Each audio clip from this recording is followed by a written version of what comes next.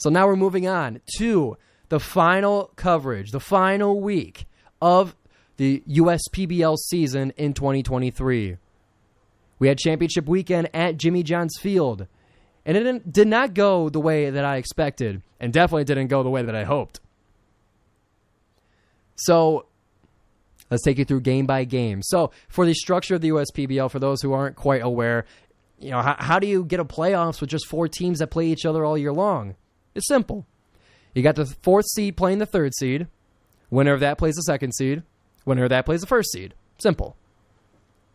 So for the first matchup, 4th seed Utica Unicorns, they faced the 3rd seed Birmingham Bloomfield Beavers. And this game, it looked like Utica was toast. It looked like the Beavers were going to send them home.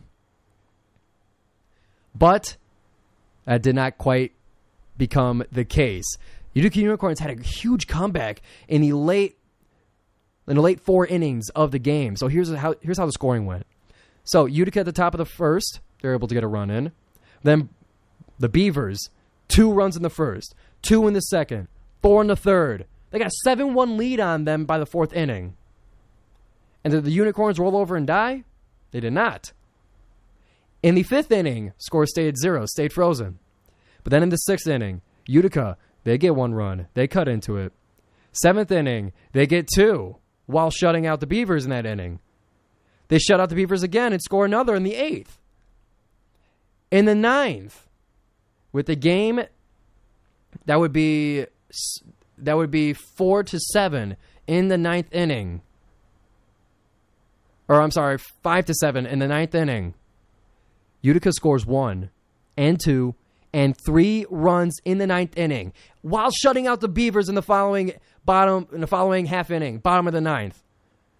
Utica Unicorns came back from a 7-1 deficit in the last 4 innings of the game, and they shut out the Beavers the entire time they were doing it.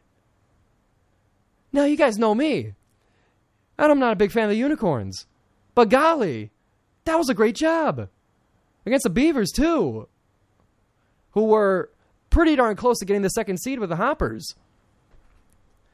So Utica moves on in surprising fashion. So now going into the 2nd round, the 4th seed Utica Unicorns, they face the 2nd seed Eastside Diamond Hoppers, my Frogs. And with all due respect to the Utica Unicorns, and with all due respect to my Eastside Diamond Hoppers, this game was a disappointment to see. This one was a disappointment to go look up and research for this game because, I couldn't be there for a championship weekend.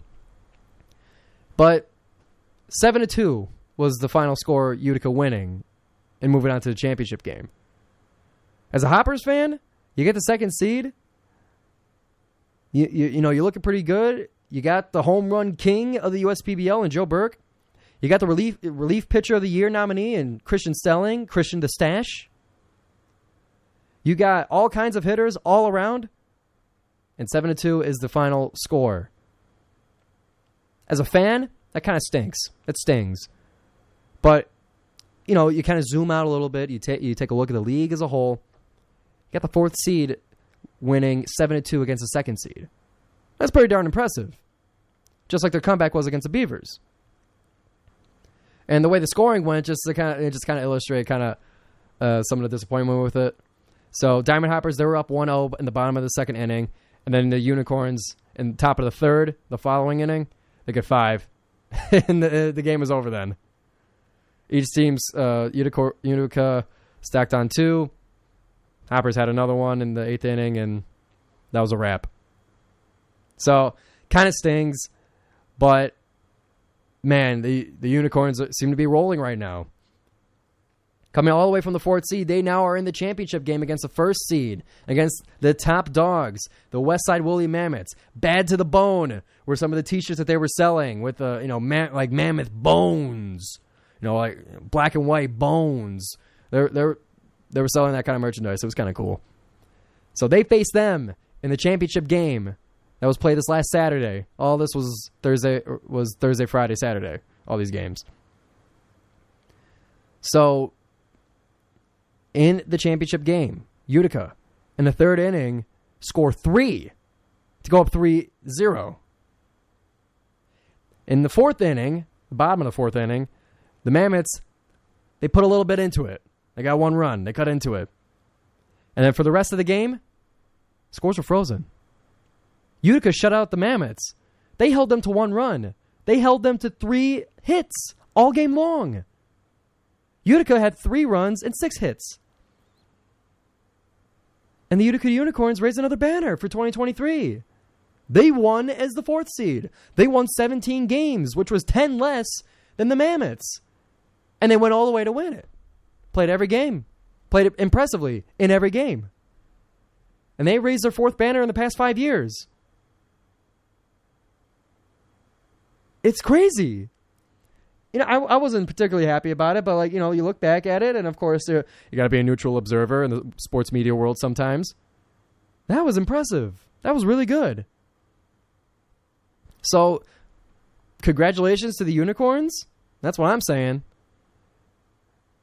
I'm still kind of shocked at how it went, especially the Hoppers 7-2 going down by allowing 5 in the top of the 3rd inning. That one kind of stung. That one was a bit of a stinger, and I'm sure the players and the coaches feel the same way as well. But congrats to the Unicorns. You guys are the 2023 champions.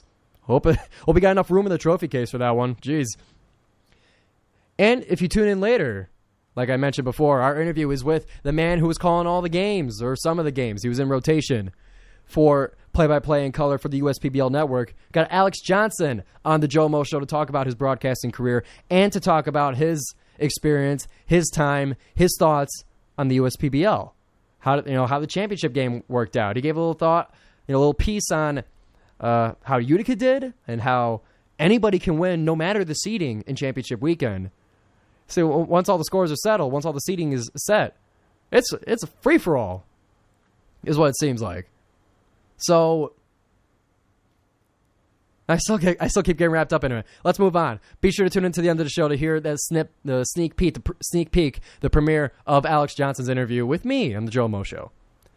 But let's go to a break. Let's get to a short break here, and then the GioMoShow is going to bring you football therapy, the GioMoShow's NFL segment.